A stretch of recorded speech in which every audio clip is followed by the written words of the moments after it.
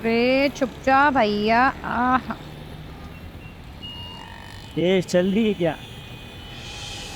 क्यों बे? तेरी माँ की मैयत को गुस्ल देना है क्या? चल निकल यहाँ से। क्यों? यहाँ खड़ा रहना कोई जुर्म है क्या?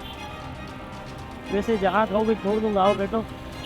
चल निकल यहाँ से वरना तुझे कहीं का नहीं छोड़ूंगी मैं।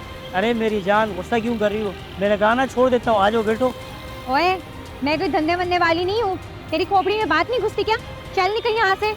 अरे बड़े बड़े सेठ और भंडारी नहीं मुझे लेके जा सके तो तू क्या चीज है? चल निकल यहाँ मैं कह रहा हूँ उसमें गुस्सा वाली बात नहीं, आप आए बैठे, मैं आपको छोड़ देता हूँ ना, आ जाओ। से। निकल।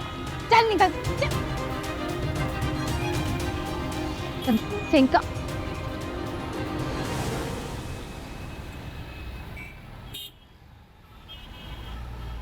और ये कहाँ रह गया है? जबरान। फिर घंटा पहले तो बात हुई थी तो आ रहा था।